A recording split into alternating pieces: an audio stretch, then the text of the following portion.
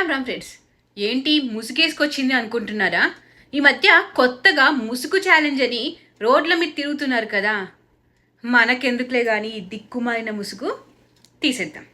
ఒకసారి ఇది చూడండి, ఈ வீடியோ வினேசி మనం மாట్లాடுకుందాம். ஹாய், we are from கஸ்வா டிவி. ஒரு சேலஞ்ச் இருக்கு, சரியா? ஹிஜாப் போட்டு நீங்க எப்படி இருக்கீங்க அப்படின்னு சொல்லி பார்க்கலாம். Are you okay for that? Okay. இப்போ நீங்க சேலஞ்ச்க்கு ரெடியா?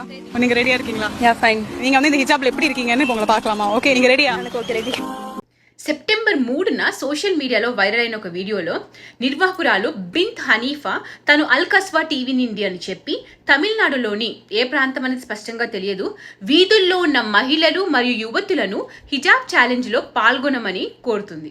ఇస్లాం సందేశాన్ని ప్రేక్షకులకు పంచడానికి ప్రత్యేకంగా రూపొందించిన తమిళ యూట్యూబ్ ఛానల్ అయిన అల్ కస్వాకు కస్వా టీవీ ఎక్స్క్లూజివ్ అనే అనుబంధ ఛానల్ ఉంది.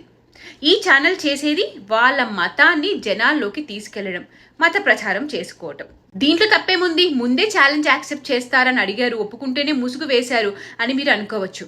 ఇది ఒక పకడ్బందీ ప్లాన్. మరి మొహానికి బొట్టు దేనికి అడ్డు వచ్చింది? బొట్టు ఎందుకు తీయాల్సి వచ్చింది? అమ్మాయిలే వీళ్ళ టార్గెట్. ఇలా వేసి చివరిలో ఏం చెప్తున్నారు?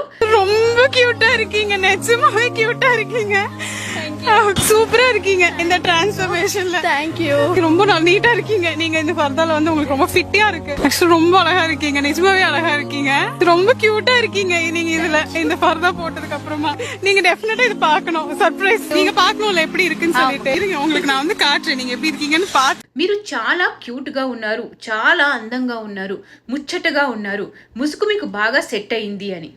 మీరు కేరళ స్టోరీ సినిమా చూసి ఉంటే ఇది ఒక స్ట్రాటజీ అని మీకు అర్థమవుతుంది. దానిలో కూడా అమ్మాయిలని అబ్దుల్లాలే కావాలని వెంటపడి ఏడిపిస్తారు. తోటి అబ్దుల్లీ స్నేహితురాలు ఏం చెప్తుంది? ముసుగు వేసుకుంటే మీ జోలికి ఎవరు రారు, మీ వైపు ఎవరు చూడరు, వాళ్ళ ఓలా రక్షిస్తాడు అని. ఒకసారి ఆ క్లిప్ చూసేయండి మీరు మర్చిపోతే.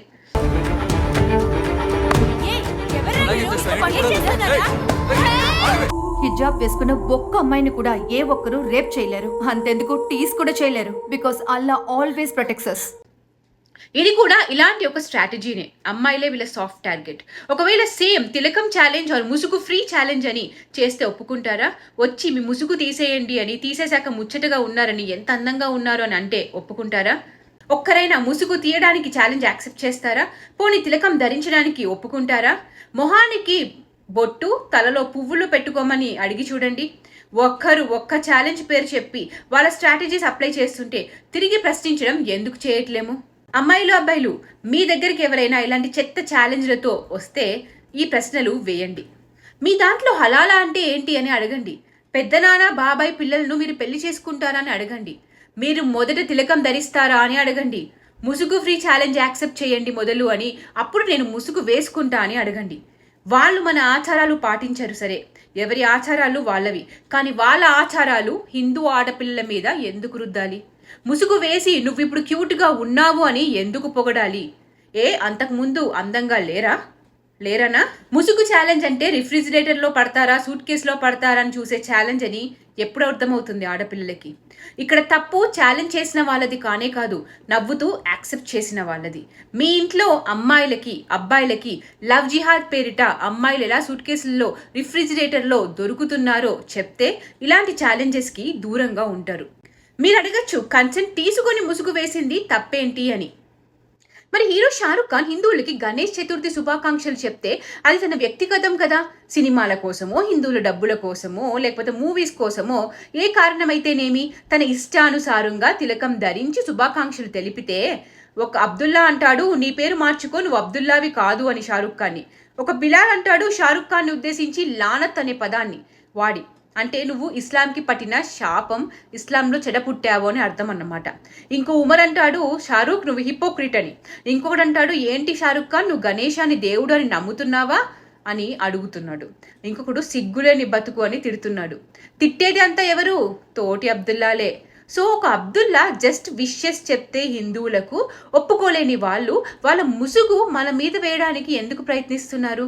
ఇది మాత్రం తప్పు కాదు అని అంటున్నారు. కన్సెంట్ తీసుకొని మరి ముసుగు వేస్తే మీకేం నొప్పి అని అంటున్నారు. నిజమైన హిపోక్రిట్స్ ఎవరు? ఏదేమైనా మన ఇంటి ఆడపిల్లలు ఈ సాఫ్ట్ జిహాద్ బారిన పడకుండా ఉండాలి అంటే మన సంస్కృతి యొక్క గొప్పతనాన్ని, విలువలను చెప్తూ పాటిస్తూ పెంచండి. ప్రశ్నించడం నేర్పండి. ఎవరైనా వచ్చి ఇది చెయ్యి అంటే ఎందుకు చేయాలి, మీరు మాది చేస్తారా అని కనీసం ప్రశ్నించలేకపోతే ఎలా? మీ ఇంటి ఆడపిల్లలని సూట్ కేసులలో రిఫ్రిజిరేటర్లో ఆగిపోకుండా ఆపండి.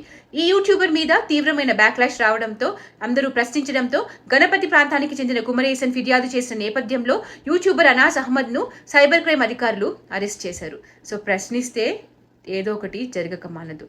కనీసం ప్రశ్నిద్దాం. మన చుట్టూ ఏం జరుగుతుందో తెలుసుకుందాం. జై భారత్, జై హింద్.